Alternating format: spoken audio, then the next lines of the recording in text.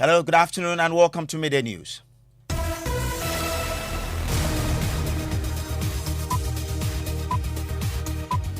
The news is live on Joy 99.7 FM here in Accra, on Love 99.5 in Kumasi. We're also live in all 16 regions of Ghana, including Radio Max, Takrade, Bupe FM in Bupe, Dreams FM in Bogatanga, ATL in Cape Coast. We're also live on X Spaces, Facebook live stream, and my Joy online interactive app. The Midday News is sponsored by Petrosol, your clean fuel in full quantity. Petrosol, always a delightful experience. Also brought to you by Duraplast Ghana Limited, producers of quality PVC and HDPE pipes and water tank, the only water storage tank with a level indicator.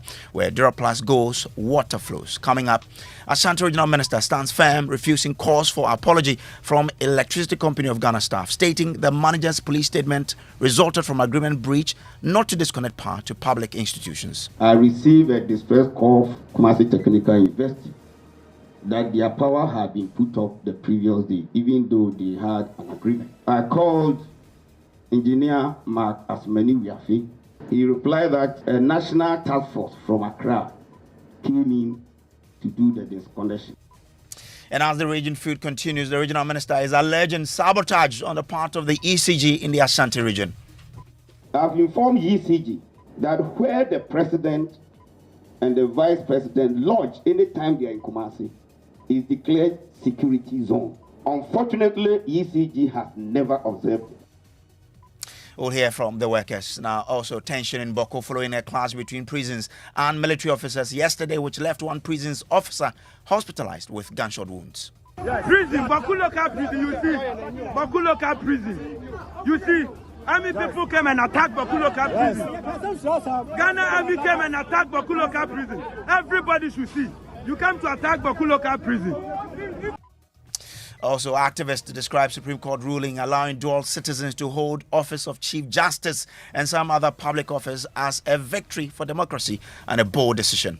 I'm pleasantly surprised. This is a brave decision. It is a reversal of the Supreme Court's own decision. I think it's a victory for democracy. We have details of what this means for a bill in Parliament seeking to remove all restrictions against dual citizens holding any public office. Also in sports. Sports Minister Mustafa Yusuf is set to offer Dreams FC a surprise package as they attempt to make history on Sunday when they take on Zamalek in the second leg of the CAF Confederation Cup semi-final. And later in our filth exhibition series, we'll take you to a community near Kolegono here in Accra, where residents are bearing the direct brunt of the filth generated from other parts of the country. Everybody will make it rubbish. We always put in the gutter. Refuse here, refuse there, everywhere. Details as some fishermen say they now catch plastics instead of fish.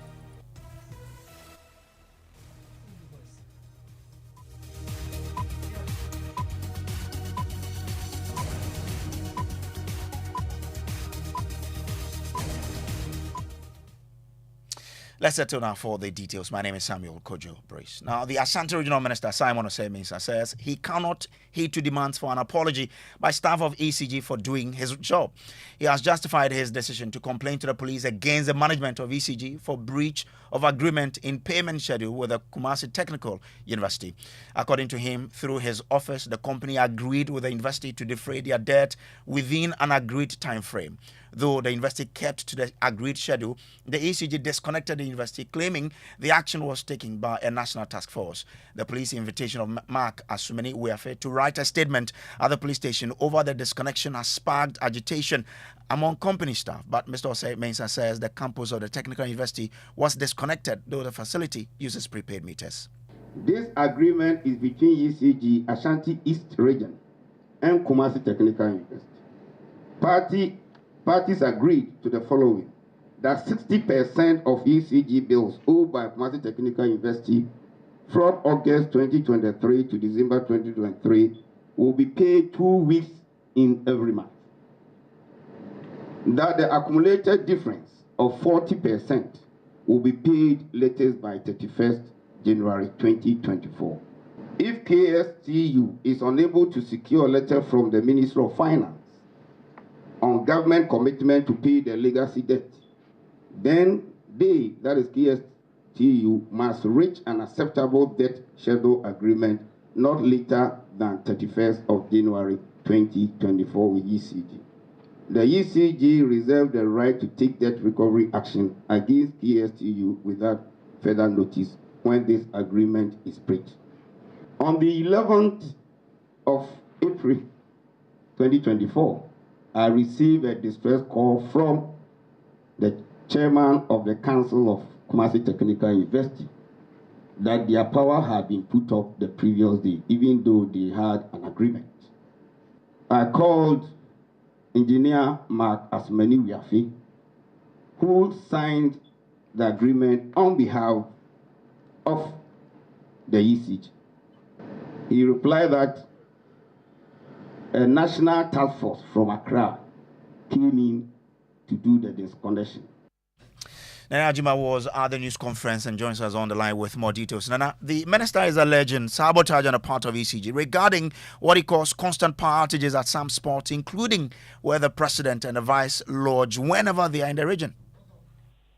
Exactly. According to Simon Osemensa, the Regional Coordinating Council did write to the ECG to exempt the residencies of the president and the vice president wherever they are in Kumasi, to exempt those areas from the power outage. But unfortunately, the ECG flouted that directive, and this is contrary to or breaches national security. Therefore, the need for the regional minister to report these issues to the police for them to take action against the ECG. I've informed ECG that where the president and the vice president lodge anytime they are in Kumasi is declared security zone. Unfortunately, ECG has observed it and keep on flouting this when they know very well what they are supposed to do as security zones. It means I see them more or less either intentional or failure of duty. And as representative of the president and supervising the good people of Ashanti region, who also chairs the Regional Security Council, I cannot sit alone and allow such a thing to go on. Nana, he also denied the ECG managers are members of the Regional Security Council. Exactly. According to the staff of the ECG, they indicated that they will stop their leaders from attending these meetings. But according to Regional Minister Simon Osemensa, they are only called upon when there's need for the Regional Security Council to get updates from the ECG. Therefore, they are not members of the Regional Security Council, so their members as ECG staff cannot seize them from attending these meetings because, first of all, they are not members of the RECSEC. What is ironical is that they tell me they are not under me, and for that matter, I cannot tell them what to do, but they want to tell me how I have to execute my security responsibilities as enshrined in the Security and Intelligence Agencies Act of 2020, Act 1030. They want to tell me. But they say I cannot tell them what to do. And I want to also tell them what they stated in their publication, I think on the 18th of April 2024, that their managers are members of the Regional Security Council is palpable false. Now let's bring in the chairman of the ECG Workers Union Ashanti, Bismarck Adoma, who joins us on the telephone line now. Now, grateful to you for joining us. Why do you put off the light even when the president and vice president are in town, and especially so when they sleep? I want to say, is the minister saying that because of that, that's why he calls our general managers to... He says is that why the regional minister for him, he caused him to be arrested? No, as for that, he said that it's a breach of an agreement you had with the Kumasi Technical University. But he's also going on to say that you even put the light off at the place where the president lodges when he's in town. He should give us a day the president was here. When they told us that the president was here and that particular day we put the place off, he should have given us all the information for us to interrogate it. He cannot just make a blank statement just like that. He should give us a day when the regional minister told us that the president is in town. But you know the president don't stay in Kumasi. So he should give us a day when president was in Kumasi, and then the regional minister told us the president was in Kumasi, and the place went off. He should give us that day, then we interrogate it. Okay. Now he's alleging and then that. Let me go back and tell you another one. If Crico dump any of our substations in Kumasi, no matter where the person is, the place will go off, and that was not from ECG. If Crico dump any of our substations in Kumasi, no matter what the regional minister has been saying, that place goes off. It's not even the work of ECG. So he should give us a day when he told us the president was coming here and the place went off. Then we interrogate it. He cannot just make a blank statement just like that. Okay. Now, the man says he won't apologize because he did what he did in the line of his duty as a regional minister. What's your next line of action? And then he make another papable something which wasn't true. Nowhere in our statement did we say that our members on the members of the Riksdag. If you like, yesterday I signed a letter, we sent it to him. He invited them for a meeting. Okay. And then we said that based on your invitation, based on what is going on. I want to find out from you, because you are the union chair. Once he says, I won't apologize because I am doing my job just as you, ECG, you are doing your job. What's your next line of action? Oh, the NEC will meet, but we just heard him. We consistently, that's what he has been defending. So the NEC will meet and take a decision. When we take a decision, we'll make the whole world know our decision. Okay, thank you so much. That's Bismarck Adoma. He is chairman of the ECG Workers Union in Ashanti. Now, in a related development, the countdown is on to end erratic power supply in the country, but the question remains when. Board chairman of the Electricity Company of Ghana, Herbert Crapper, says the ongoing power crisis will come to an end in the next few days. Mr. Crapper, who doubles as a deputy energy minister, was speaking at the commissioning of the Volta River Authority's 15-megawatt power plant at Kalio in the Upper West region, where he said government has implemented adequate measures to ensure that consumers enjoy an uninterrupted power supply. We are putting arrangements in place, procure additional fuel to run all our thermal plants and power producing plants at full capacity. And His Excellency the President has also led realignment of operational and technical arrangements in the entire power sector value chain, which is the reason I am able to assure the people of Ghana that in the next few days, the power challenges that we are seeing, it will be a thing of the past. But the minority NDC is skeptical about government's latest optimism. Ranking member on the Mines and Energy Committee of Parliament, John Jinapo, is warning his side will kick against any move to bring in fuel on credit. He blames the current situation on mismanagement. And that is why we decided that we should apply the whole of the Compact 2 to the power sector. Bring in a private sector player, reduce the losses below 8%. But because of the corrupt deals that engulf the whole thing, they had to terminate the PDS deal. And indeed, even during PDS's time, the losses were on a sharp decline. Today, the losses have escalated to over 30%. Yet, the losses have been increasing on a year-by-year basis. And it's the duty of leadership. I don't hire the ECGMB. I don't constitute the board. I don't constitute PURC. So when you go and fail, and you give us this abysmal performance, don't turn around and say government is me and you. I'm not part of it. And even as the country grapples with energy supply, President Akufo-Addo is promising to extend electricity to every corner of the country by end of the year. He was speaking at the commissioning of the Volta River Authority's 15-megawatt power plant at Kalio in the Upper West region. Government is implementing a series of policies and measures to incentivize green investments, foster a culture of energy efficiency, and prioritize the development of solar, wind, and hydroelectric power projects as key strategies for the growth of the energy sector in the country. Now to other stories. Tension is brewing at Boko in the Upper East region following a clash between officers of the prison service and some military personnel, which resulted in gunshot injury to an officer of the prison service Wednesday afternoon. Details of the cause of the clash are still sketchy. However, joint news sources in Boko indicate that the military officers were angered after the prison officers protected some civilians who were being pursued by them. Now, the two civilians were said to have been a nuisance at a function at the Boko Chief's Palace. Here, a excerpt of what ensued between the two security services yesterday. Prison, Baku local prison, you see. Baku local prison. You see, army people came and attacked Baku local prison. Ghana army came and attacked Baku local prison. Everybody should see. You came to attack Baku local prison because of weak administration. Because of weak administration. Because of open the prisoners where them go. Let them go. Open the prisoners where them go. Open all the voice to go. Well, let's take you up there, and Upper East Regional Correspondent Albert Sorry, who is on the ground, joins us on the lines now with details of what transpired yesterday. Albert, from your checks, what may be the possible cause of this clash?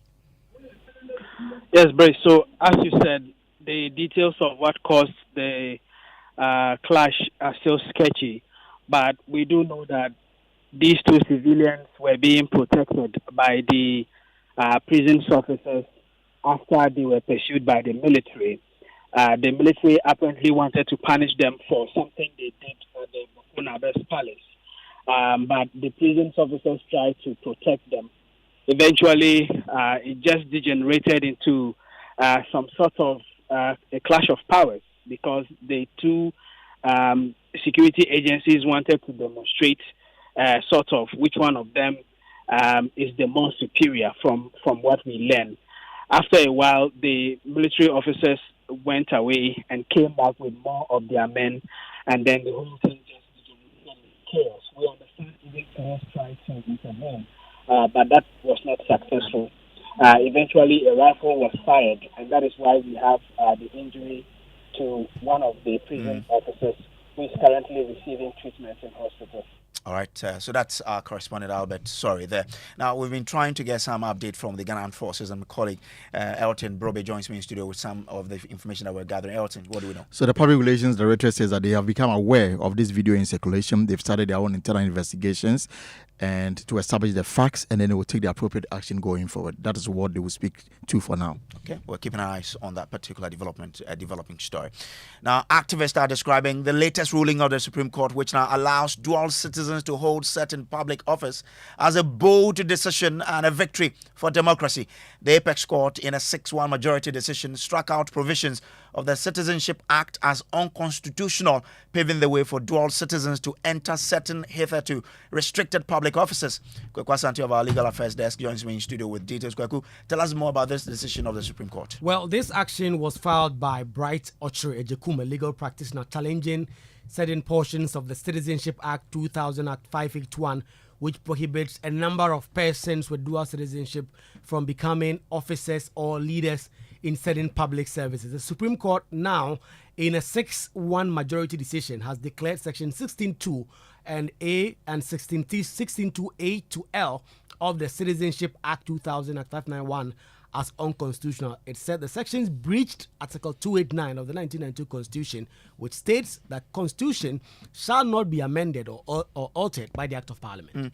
Which specific public officers are affected by this ruling? So it's very interesting. The Chief Justice, the Commissioner of the Value-Added Tax Service, the Director General of the Prison Service, the Chief Fire Officer, Chief Director of a ministry or a rank of colonel in an army or other security services. All these officers, prior to this ruling, could not be dual citizens. But by this new decision of the court, a Chief Justice can hold two citizenship, a Commissioner, prison service officers, among others. So MP can, obviously. Well, MPs can't because that is in the Constitution, and some MPs are pushing to get that scrapped by a bill in Parliament.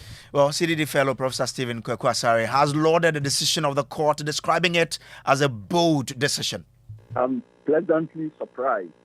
This is a brave decision because it is a reversal of the Supreme Court's own decision reached in 2012 in the Asari versus Attorney General case. I took a similar case to the court, and I argued that the processes by which Parliament excluded dual citizens from holding certain offices specified in the Citizenship Act was improper.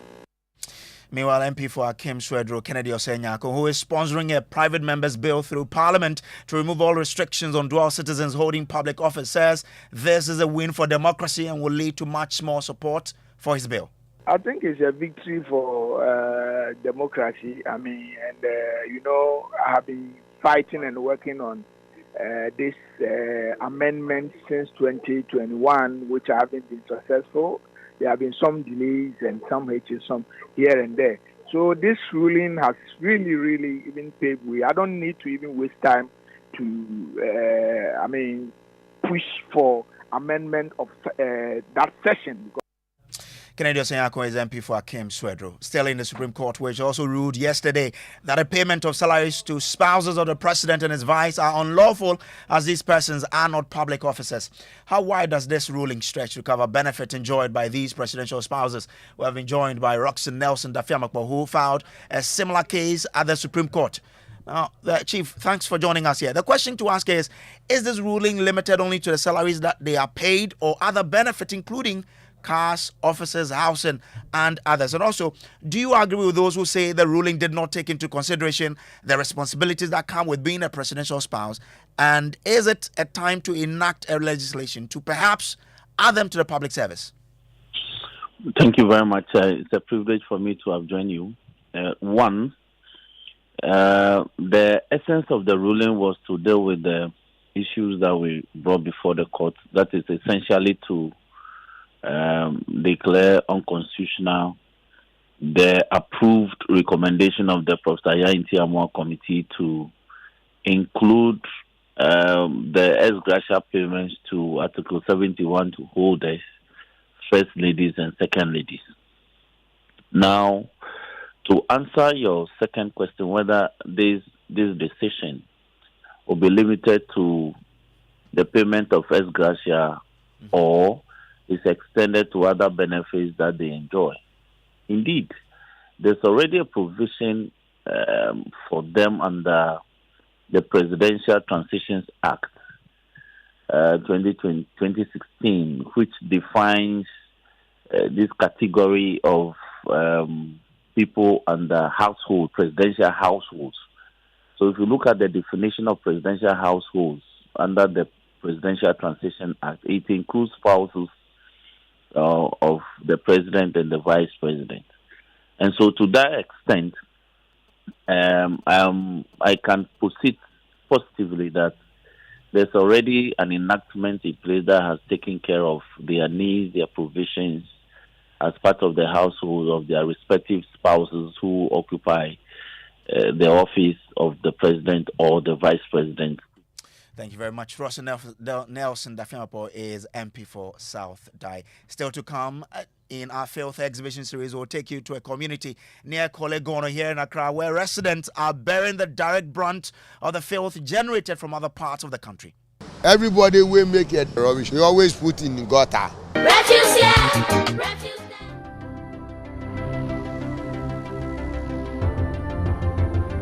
When budgets are tight and money difficult to come by, you want to be sure you get the best value for your money. These are not times to be spending money fixing expensive engine problems because of cheap fuel and lubricants. Drive to a petrol source station today and buy your quality fuel and lubricants, and rest assured of fuel that lasts long and lubricants that prevent expensive engine problems. Hear the sound. Petrosol, clean fuel in full quantity. Just like that Sochi Wachi, that's exactly what Akwaba Magic gives you. Enjoy rich Ghanaian stories like the second season of the legendary Inspector Bediako, the captivating Madame, and so much more on DSTV channel 150 and GoTV channel 102. Akwaba Magic, dear. Enjoyment and Kazankasa. Now available on DSTV Access and GoTV Plus. Akwaba Magic, Ghana's most loved storyteller. Well, how is your good life? Mine has been great, you know. My entire family and I sleep under our insecticide-treated net every night, throughout the night, and wake up feeling sound every day with absolutely no mosquito bite. My good life has been terrific. My entire family and I, we wash our hands with soap and running water before we cook and eat, and after using the toilet, we don't play with it. When my wife was pregnant, I accompanied her to every antenatal session. She took all her medication, ate balanced diet, and gave birth without any complications. My good life has been smooth. Let's all come aboard Good Life and live healthy and happy. Good Life, live it well. It's an everyday thing. Good Life from Ghana Health Service and partners with support from USAID.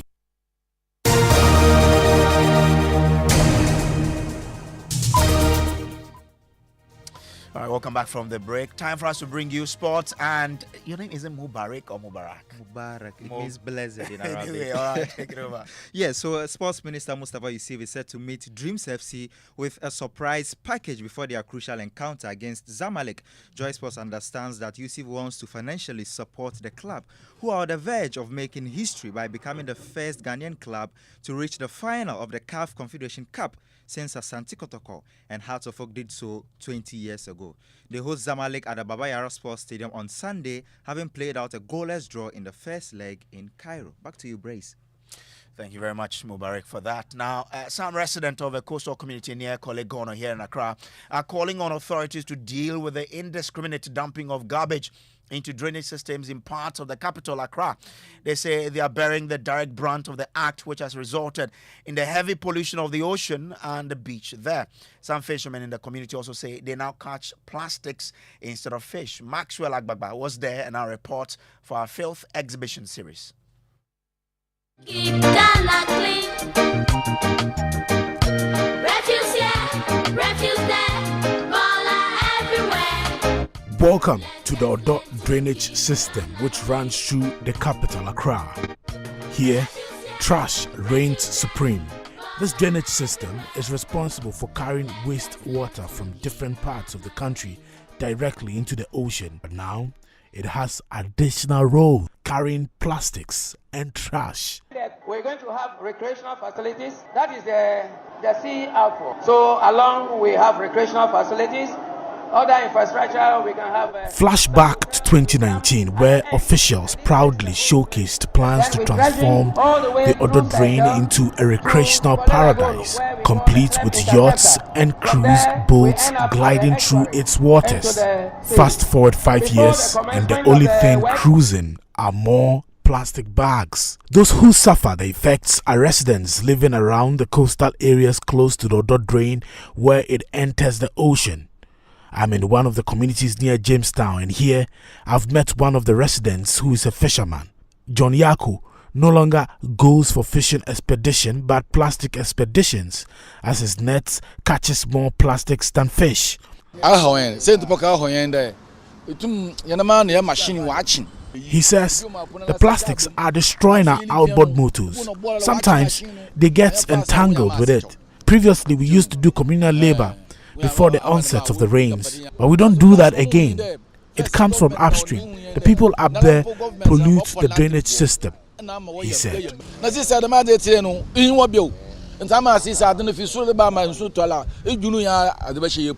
Sabonikwe Jani believes more dustbins will prevent heavy pollution of the drainage system. Everybody will make a dust rubbish. They always put in gutter near him, or maybe lagoon near him.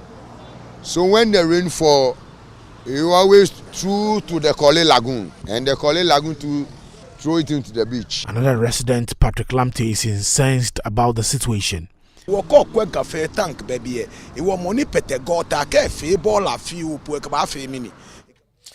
Well, in just 4 years, Ghana should have successfully eliminated malaria, a leading cause of death. But the World Health Organization has told Ghana that the target can only be achieved if political leaders demonstrate commitment to the elimination program. Malaria prevalence reduced from 27.5% in 2011 to 8.6% in 2022, while mortality reduced by 95% between 2012 and 2022, representing a decline from 2,799 deaths in 2012 to 151 in 2022. But speaking at an event to commemorate World Malaria Day in Accra, a senior World Health Organization officer, Kojo Kwachi, who spoke on behalf of the WHO country director, said political parties must show that they want to achieve the target. Since the year 2000, the world has mobilized more than 50 billion to support malaria control and elimination efforts. As a result, 2.1 billion malaria cases and 11.7 malaria deaths have been averted within the period 2000 to 2022. All right, it's time for MNJ and Max and Jackie already here. Hi, guys. Hi, Brace. What do we have? Well, a lot. Let me start. Today is Throwback Thursday, so we put a post out on social media to find out which was our audience their favorite story in the English primary book. The Alidu and the goats and the Mr. Boame's shop and all that. But it would interest you to know that we have over 260 comments from people sharing their favorite book, bringing so many nostalgic memories. And let me read a few comments. This one says that Sule and Adiza visit their uncle. That was my favorite. And this one, well, have you forgotten that of Obiba JK? Exactly. I was going to ask you. Yeah. Penny and Kakra, and Why the Crab Has No Head, and many more. Yeah. This one was not in the book, but my favorite song back then. Mary had a little lamb. Its fleece was white as snow, and everyone. You read different books. No, you are in international school. Yeah. Okay, so let's go to another thing that's trending on Twitter. So I'm here, media personality. So I'm here is trending on Twitter, and that's because she apologized for the video that came out, that viral intimate video. Let me just read the last paragraph of it. She said, "Sincerely, I say sorry for the embarrassment, disappointment, and frustration which this matter has caused my family and loved ones, to the distinguished businesses and brands I represent, and to you." Top Choco, one of the brands that she represents, says, "Hi, Sewami here. We acknowledge and accept your apology and are dedicated to continue our partnership moving forward together." But some Twitteratists are saying the apology is coming in late, and I say better late than never. Yeah. Sure.